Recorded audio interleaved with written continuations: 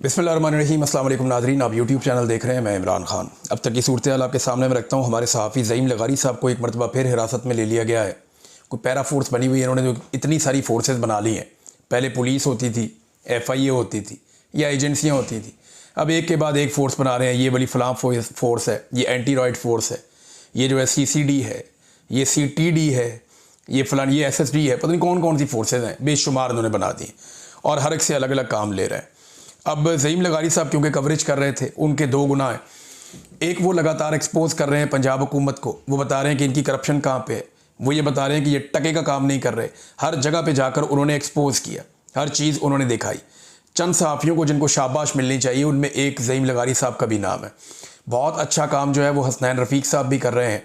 उनके अलावा फील्ड के अंदर शाकिर अवान साहब काम कर रहे हैं, उस्मान चौधरी साहब काम कर रहे हैं, बल्कि आगा शेख सरवर उन्होंने तो कमाल किया। बहुत सारी ऐसी जगहों पे पहुंचे जहाँ पे बाकी मीडिया नहीं जा रहा। कुछ ख़वातीन हैं, कुछ हजरात हैं, दीगर रिपोर्टर्स हैं। तो डिजिटल मीडिया के लोग बहुत ज़्यादा शाबाश के हकदार हैं। गोंदल साहब ने बहुत, बाकी लोगों ने काम किया, हमारे दोस्त हैं, तो वो सारे शाबाश के हकदार हैं कि डिजिटल मीडिया ने वो काम करके दिखाया। ना सिर्फ लोगों की ज़िंदगियों को महफूज बनाया, बल्कि बार बार हुक्मरानों को झंझोड़ा, बल्कि लगातार जो इंडिया से पानी आ रहा है उसकी इतलात पहुँचाते रहे और उन्हीं के क्लिप्स की मदद से लोगों को इन्फॉर्मेशन मिलती रही कि अब कहाँ कहाँ पानी आने वाला है। वरना पाकिस्तान की जो गवर्नमेंट है और मीडिया है वो तो चीज़ों को छुपा रहा था और ऐसा लगता था कि शायद ये मैक्सिमम डैमेज करना चाह रहे हैं कि ज़्यादा लोग मारे जाएंगे, ज़्यादा पैसे आ जाएंगे। क्या लोगों की लाशें पैसे इकट्ठे करने के लिए होती हैं? तो ज़ईम लगारी साहब एक्सपोज कर रहे थे दो चीज़ों को। एक, उन्होंने अलीम खान को बहुत बुरी तरह एक्सपोज किया और एक, उन्होंने मरियम नवाज़ को बहुत बुरी तरह एक्सपोज किया। अब इसका बदला लिया गया, ज़ईम लगारी साहब को पकड़ा गया, उनको थप्पड़ मारे गए। कितनी अफसोस की बात है यार। एक जर्नलिस्ट है, वो अपना काम करने निकला है, पहले तुम सारे झूठे साबित हुए। तुमने ISI को गलत साबित करवा दिया कि ज़ईम लगारी साहब ने जो खबर दी, ISI ने उनको उठा के अगवा करके जबरन लापता किया, 8 दिन के बाद छोड़ा। बाद में साबित हुआ कि ज़ईम लगारी सच्चा था, ISI भी गलत थी, मरियम नवाज भी गलत थी, सारे गलत थे और पूरी दुनिया ने देखा कि वो साबित हो गया। इन्होंने तस्लीम कर लिया कि हम गलत थे, वो प्रोजेक्ट ही खत्म कर दिया बाद में, जिस पे ज़ईम लगारी साहब ने करप्शन की और 2 नंबरी की खबर दी थी। ये जनाब इनकी टोटल औकात है, ये इनकी टोटल हैसियत है। अब उस ज़ईम लगारी को दोबारा, अब वो निहत्ता आदमी है, जर्नलिस्ट है ना, वो कैमरे के साथ और माइक के साथ काम करता है, बंदूक वाला तो नहीं है। उसको पकड़ के थप्पड़ मारे, उसके साथ ज़्यादती की गई, उसे ज़बरदस्ती जबरन उसको हिरासत में लिया गया। अब मेरी कुछ जर्नलिस्ट हैं, उनसे बात हुई, उन्होंने कहा जी अभी भी नहीं छोड़ा और हम उम्मीद करते हैं कि किसी एक को बीच में से होश आएगी और गैरत आएगी और ज़ईम लगारी साहब को रिहा किया जाएगा। इस हुकूमत से तो हमें किसी किस्म की कोई उम्मीद नहीं है और अगर नहीं छोड़ेंगे तो हम अदालत में जाएंगे, हम जोर लगाएंगे, कोशिश करेंगे, हम तो अपने भाई को छुड़वा लेंगे इंशाल्लाह। ज़ईम लगारी बाहर आ जाएंगे, आके अपना काम शुरू कर देंगे।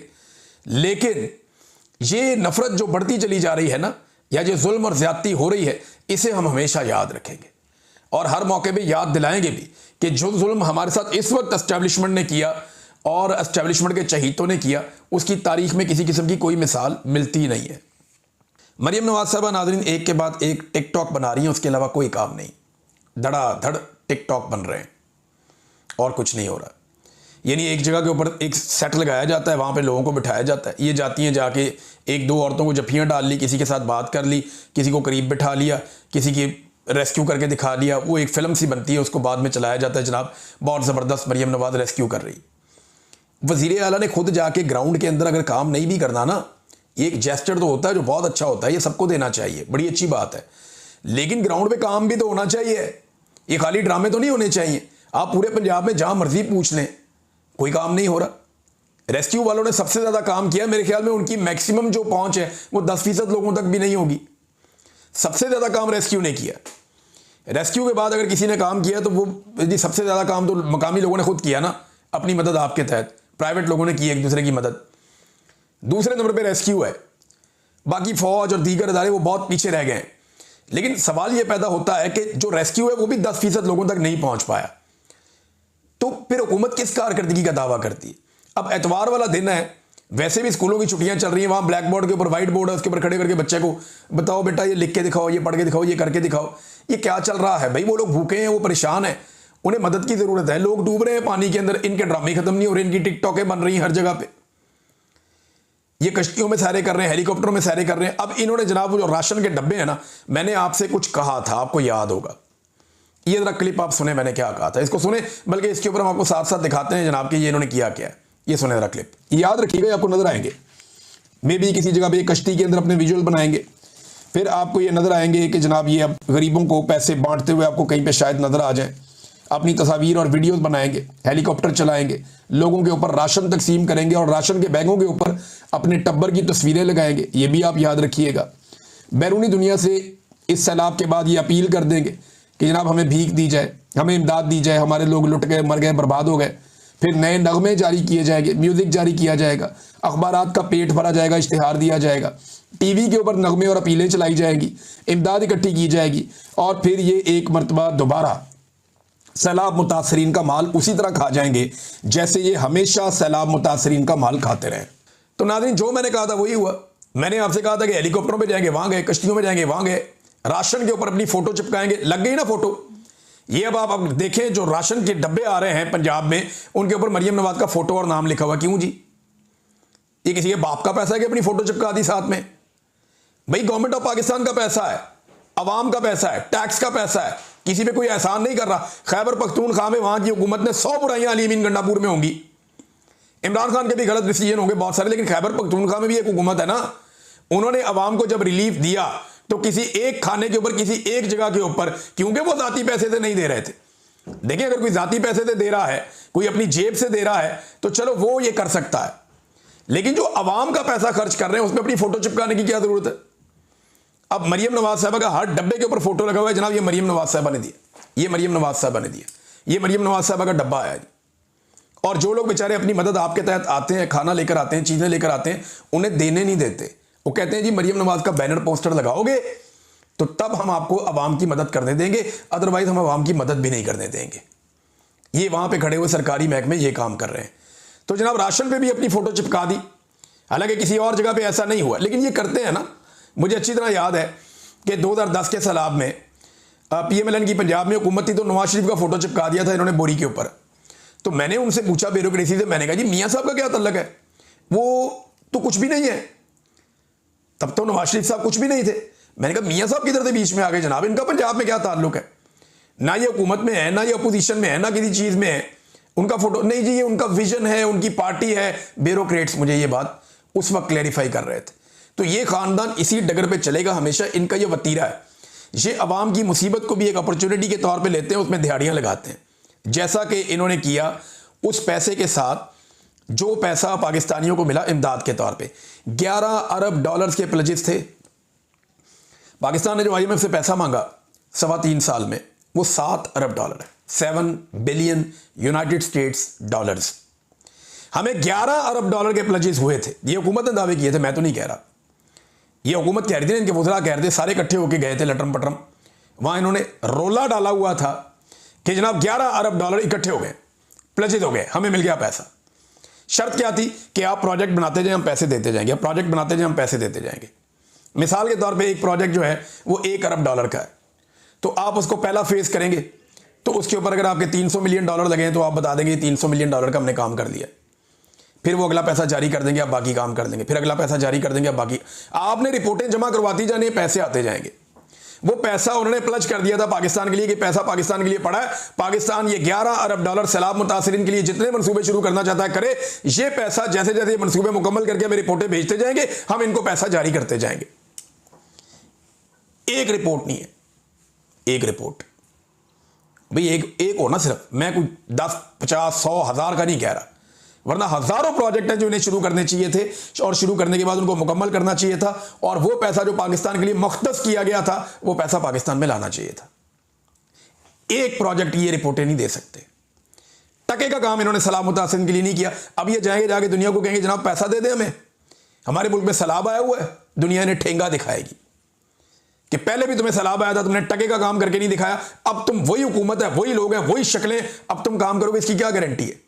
और जब सैलाब आया हुआ है तो वज़ीर-ए-आज़म मुल्क छोड़ के गया हुआ है। हालात तो ये हैं इनके। तो नाज़रीन, ये जो पैसा हमारे लिए मुख्तस किया था उसको भी इन्होंने ज़ाया किया। और मरियम नवाज का टिकटॉक सिर्फ बनेगा, शहबाज शरीफ का टिकटॉक बनेगा। अब चाइना गए, वहां पे बनेगा। सुना आगे जापान भी जा रहे हैं शहबाज शरीफ साहब, तो चले देखते हैं। लेकिन इन हुक्मरानों की जो हालत है ना, वो श्रीलंका के हुक्मरानों से मुख्तलिफ नहीं होनी। इनकी हालत जो है ना, वो बांग्लादेश के हुक्मरानों से मुख्तलिफ नहीं होनी, बल्कि जो अब इंडोनेशिया में हो रहा है ना, ये उस तरफ चल नहीं रहे, भाग रहे हैं, एस्टेब्लिशमेंट को साथ लेकर भाग रहे हैं, उसी तरफ भाग रहे हैं। इंडोनेशिया में क्या हुआ था, छोटी छोटी चंद चीजें हुई और हुकूमत ने लोगों को तंग किया। ये लगातार एक जुल्म और जबर जब बढ़ता है तो फिर एंड ऑफ द डे यही होता है जो वहां पे हुआ इंडोनेशिया में। एहतजाजी मुजाहरे उस वक्त शुरू हुए जब 580 अरकान पार्लियामेंट की जो रिहायशी अलाउंसेज हैं, वो इंडोनेशिया की जो एक एवरेज माहाना इनकम है एक आदमी की, उससे 20 गुना ज्यादा उन्होंने कर दिए। सूरत हाल उस वक्त मजीद बिगड़ गई जब एहतजाज हो रहा था तो बख्तरबंद गाड़ी ने एक मोटरसाइकिल सवार को कुचलकर हलाक कर दिया, आग लग गई। मैं आपसे कहता हूं ना, पाकिस्तान बारूद के ढेर के ऊपर बैठा हुआ, अवाम बहुत तपी हुई है। कोई एक इंसिडेंट, कोई एक वाकया चिंगारी बनके इनके सारे बने बनाए आशियाने को जला सकती है। ये जो उन्होंने जाली आशियाना बनाया हुआ ना, फार्म 47 के ऊपर खड़े हैं, इनको जूतियां छोड़ के भागना पड़ेगा जैसे लोग दरिया रावी के रास्ते से भागे हैं। इसी तरह इन्हें कब्जा छोड़ के भागना पड़ेगा जिस दिन अवाम खड़ी हो गई। 3 सूबाई असम्बलियों को लोगों ने जला दिया, वहां पे अरकान पार्लियामेंट के घरों को लोगों ने लूटा है वहां पे, और ये सिलसिला वहां जारी है। ये आपने बांग्लादेश में देखा, श्रीलंका में देखा। तो पाकिस्तान को उस तरफ जाना भी नहीं चाहिए, लेकिन बदकिस्मती से मौजूदा पाकिस्तान का जो रजीम है उस तरफ चल नहीं रहा, उस तरफ भाग रहा है। और किस वक्त ये मामला कहां जाए हम कुछ भी नहीं कह सकते। अगले चंद घंटों में नाज़रीन भारत से पानी दोबारा पाकिस्तान आने वाला है। एक बड़ा रेला पानी का पाकिस्तान में दाखिल हो रहा है, क्योंकि भारत में बारिशें रुक नहीं रही और उनके जो डैम्स हैं उन्होंने बहुत बड़ी तादाद में बनाए हुए, एक के बाद एक डैम का उन्हें पानी खोलना पड़ता है, दरवाजे खोलने पड़ते हैं। और लगातार जो डैम्स के गेट वो खोल रहे हैं, पानी तेज़ी से दरियाओं के अंदर बह रहा है और वो जो दरियाओं का पुराना रास्ता है वो सीधा पाकिस्तान की तरफ आता है। तो भारत ने अपने बंद बहुत अच्छे बनाए हुए हैं, इसके बावजूद वहाँ पर भी बहुत सारे इलाकों में फ्लड्स आए हैं, स्पेशली पंजाब के इलाकों में। लेकिन वहाँ की हुकूमत जो है उन्होंने अपने लोगों को रिलीफ भी दिया, वो डिफरेंटली डील कर रहे हैं। हमारे तो यहाँ पे मार कुटाई चल रही है, जिनके घर पे सैलाब है वो उन्हें डंडे भी मारे जाते हैं, जलील भी किया जाता है, मुकदमात की धमकियां भी दी जाती हैं। जिनका कोई बंदा मर रहा हो वो कहते हैं यार कश्ती ले जाओ, हमारा बंदा बचा लो, तो उसे कहते हैं दौड़ जाए यहाँ से, पर्चा दे देंगे। तो यहाँ तो रवैया इस तरह का पंजाब हुकूमत का, वो जैसी ही हुकूमत है वैसे ही ब्यूरोक्रेट बन जाते हैं। तो यहाँ जुल्म हो रहा है पाकिस्तान में, और भारत से पाकिस्तान में पानी लगातार आता जा रहा है, उसकी वजह से सैलाब बढ़ता जा रहा है। अब ये सारा दबाव जो है वो दरियाए सिंध की जानिब जाएगा। अगले चंद घंटों में एक बड़ा रेला पाकिस्तान में दाखिल होगा और ये मुख्तलिफ दरियाओं से पानी इकट्ठा होता हुआ दरियाए सिंध की तरफ जाएगा। तो सिंध के ऊपर जब प्रेशर बढ़ेगा तो वहाँ पे एक बड़ा इम्तिहान है पाकिस्तान की हुकूमत का और सिंध की हुकूमत का भी, कि जनूबी पंजाब में, सिंध में, इन इलाकों में लोगों को महफूज कैसे रखना है। अब कारकर्दगी तो नाज़रीन इनकी ज़ीरो है। वो ज़ीरो मैं आपको ऐसे कह रहा हूँ कि आप इनके हालात चेक करें ना, कि पूरी दुनिया में पोलियो ख़त्म हो गया, पाकिस्तान में नहीं हुआ। ये खबर है, मैं आपके साथ शेयर करता हूँ, खबर आप देखें। ये दुनिया के तकरीबन तमाम ममालिक के अंदर पोलियो ख़त्म हो चुका है, पाकिस्तान में पोलियो ख़त्म होने का नाम नहीं ले रहा। इस साल भी पाकिस्तान में पोलियो के 23 केस सामने आए, 23 केसेस। पूरी दुनिया में पोलियो ख़त्म, अफगानिस्तान में पोलियो ख़त्म, कीनिया में पोलियो ख़त्म, नाइजीरिया में पोलियो ख़त्म, रवांडा में पोलियो, और दुनिया के किसी मुल्क का नाम ले लो। जिन मुल्कों की मिसालें हमें आर्मी चीफ देते हैं ना कि ये मुल्क वो बन जाएगा पाकिस्तान, उन मुल्कों में भी पोलियो ख़त्म हो गया। आज गजा में पोलियो के केसेस नहीं, पाकिस्तान में है। पाकिस्तान में पोलियो खत्म नहीं हुआ, वजह करप्शन, बेईमानी, 2 नंबरी, फ्रॉड और एस्टेब्लिशमेंट की बनाई हुई जाली हुकूमतें। हम पोलियो के खात्मे के करीब पहुंचते हैं, एस्टेब्लिशमेंट को फिर कोई ना कोई पंगा हो जाता है, वो पकड़ के हुकूमत गिरा देते हैं, सारा सिस्टम डिस्टेबलाइज हो जाता है, ऊपर से लेके नीचे तक पूरा सिस्टम हिल जाता है, दोबारा आपकी मुहिम जो है वो खराब हो जाती है और फिर पोलियो के केसेस बढ़ जाते हैं और पाकिस्तानियों के ऊपर ट्रैवल रिस्ट्रिक्शंस लगती हैं। पूरी दुनिया में बदनामी होती है कि ये एक मुल्क रह गया है जहां पे अभी तक पोलियो खत्म नहीं हुआ। बड़ी उम्र के लोगों को, औरतों को, बंदों को जो है पोलियो के कतरे पिला के एयरपोर्टों से लेके जाते हैं अपने मुल्कों में। ये हालात है पाकिस्तानियों के, और ये सिर्फ पाकिस्तान की हुकूमत की नाअहली की वजह है, वरना 2-3 साल का लगातार एक कोशिश की जाए तो पोलियो जड़ से हमेशा के लिए पाकिस्तान से खत्म हो सकता है। लेकिन इस तरफ किसी की तवज्जो ही नहीं है, तवज्जो इनकी लुटमार की तरफ है और लुटमार इन्होंने लगातार बढ़ाई हुई है। जब कीमतें बढ़ाते हैं तो यूं बढ़ाते हैं, जब घटाते हैं तो ऐसे घटाते हैं जैसे कहते हैं बहुत बड़ा रिलीफ हमने दे दिया। अब जो पेट्रोल की कीमत है उसमें चंद पैसे का रिलीफ दिया गया है, यानी जो पिछली कीमत थी पेट्रोल की वो 264 रुपये कुछ पैसे थी और अब उसकी कीमत कम करके 264 रुपये कर दी गई है। चंद पैसे का रिलीफ देकर इन्हें लगता है कि इन्होंने आवाम के ऊपर बहुत बड़ा एहसान किया है और उसकी हेडलाइंस चलवाते हैं। पूरी दुनिया में पेट्रोलियम मसनूआत की कीमतें नीचे जा रही हैं, पाकिस्तान के अंदर कीमतें नीचे जाने का नाम ही नहीं लेती, बल्कि पाकिस्तान में कीमतें लगातार बढ़ती चली जाती हैं, मज़ीद बढ़ती चली जाती हैं। नादरीन, दरियाओं के अंदर सोसाइटियों की बात हो रही है जो पानी के रस्तों पे बनी हुई है, दरियाओं के अंदर बनी हुई है और लगातार वो पाकिस्तान को डैमेज कर रही हैं। पाकिस्तानियों का बहुत पैसे का नुकसान भी हुआ, लेकिन इन माफियाज ने बहुत पैसा बनाया एस्टेब्लिशमेंट की आशीर्वाद से। अदालतें भी इनके साथ रहती हैं, इनको स्टे दे देती हैं। ये जो अलीम खान वाला स्कैंडल है ना, इस पे मियां असलम इकबाल साहब की एक वीडियो बहुत ज्यादा वायरल है और गर्दिश कर रही। जब उन्होंने 3 साल पहले एक प्रेस कॉन्फ्रेंस करके ये सारा चट्टा कट्टा खोला था, उनके पास वो सारे पेपर थे। उन्होंने एक एक चीज बताई कि कैसे EOBI स्कैंडल, जो बुजुर्ग लोग हैं उनका जो पैसा है वो स्कैंडल के जरिए से कैसे प्लॉट और जमीनें खरीदी गई, फिर उनको कैसे बेचा गया, किस तरह 2 नंबरी की गई। वो लाहौर में एक CIA का पुलिस ऑफिसर है, DSP, उसका क्या इसमें रोल है। फिर ये कैसे कब्जे करते थे, इन्होंने एयरपोर्ट के सामने कब्जे कैसे किए, यहाँ क्या किया, वहाँ क्या किया। ये अलीम खान मिनट बाद बैठ के प्रेस कॉन्फ्रेंस करते हैं। जरा सहाफ़ी इनसे एक दफा पूछे ना कि जनरल मेहदी साहब का क्या किरदार था इनकी ज़िंदगी में और जनरल मेहदी ने इनके ऊपर कौन से एहसानात किए थे। तो अलीम खान साहब आपको कहानी बताएंगे। मैं ये सारी चीज़ें किसी दिन आपके सामने रखूंगा, जरा ये फ्लड्स के मामला थोड़े देर ठीक हो जाएं, ये सब आपको बताऊंगा। लेकिन कुछ ऐसी सोसाइटियां जो पानियों के रास्ते में बनी हुई हैं, ये जरा सोसाइटियों के नाम आप सुन लें। और इनको पाकिस्तान की गवर्नमेंट्स ने, सिस्टम ने इनको प्रोटेक्शन दी है और इनको जो है वो NOC जारी किए गए। और मजे की बात यह है कि इनमें से 90% सोसाइटियों के अंदर रिटायर्ड जर्नल मुलाजमत करते हैं, इनके साथ काम करते हैं, भारी तनख्वाहें लेते हैं। तो उनके ताल्लुकात भी फिर इस्तेमाल होते हैं। एस्टेब्लिशमेंट के साथ ताल्लुकात बनाओ, जो मर्जी करो। अब इसमें पार्क व्यू सोसाइटी है, ब्लू वर्ल्ड सिटी है, फैसल हिल्स है, मुमताज सिटी है और लेक व्यू है, गुलबर्ग ग्रीन है, यूनियन डेवलपर्स है, बैरिया टाउन है, बैरिया खरीदार है, अलहरम सिटी है, एयर बाय लगूना है, अर रहमान गार्डन्स हैं, अर रहीम टाउन है, अल कबीर टाउन है। ये सोसाइटियां में अभी बाकियों के नाम और भी बाकी हैं। ये वो हैं जिन्होंने तबाही फेरी है और दरियाओं के अंदर जाके सोसाइटियां बना दी हैं। भाई दरिया के अंदर सोसाइटी का NOC कैसे हो सकता है? भाई वो पुल बना हुआ है सामने से, पानी दरिया के नीचे से निकल के आना है। अब दरिया पतला हो गया, कम हो गया, तो आप दरिया के अंदर घर बना लेंगे।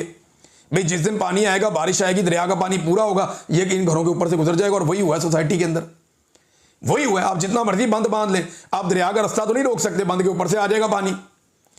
तो ये इन्होंने दरियाओं के अंदर सोसाइटियां बनाई हुई हैं और आज ये कहते हैं इमरान खान कसूरवार है। इमरान खान इसका NOC देता ही नहीं था। ये मियां असलम की जो प्रेस कॉन्फ्रेंस है, ये उसकी गवाही दे रही है। अब इस वक्त ग्राउंड में नादरीन जो लोग मदद कर रहे हैं, उसमें पाकिस्तान तहरीक इंसाफ के कारकुन पेश हो गए हैं। मुख्तलिफ तस्वीर और मनाजिर आ रहे हैं कि तहरीक इंसाफ के टिकट होल्डर्स और जो उम्मीदवार हैं वो अपने अपने हलकों के अंदर वो अब आवाम की मदद करने के लिए निकल आए और वो दे रहे हैं, खाना भी दे रहे हैं, खुराक भी। ये बड़ी अच्छी बात है। अलीमा खान के बयान के बाद हुआ और इस पर आलिया हमजा साहब ने भी जोर दिया कि ये वक्त जो है वो लड़ाई का नहीं है, इख्तलाफात का नहीं है। मरीम नवाज जितना मर्जी जुल्म करे, जितनी मर्जी ज़्यादती करे, लेकिन सारे लोग पाकिस्तानियों को बचाने की तरफ तवज्जो दें। और अच्छी बात यह है कि पाकिस्तान तहरीक इंसाफ इस वक्त लड़ाई को छोड़ के वो सैलाब ज़दगान की मदद के लिए आगे बढ़ें। हालांकि कई जगह पे उनको मदद करने से रोका जा रहा है कि मरीम नवाज का फोटो लगाओ तो हम मदद करने देंगे, वरना मदद नहीं करने देंगे।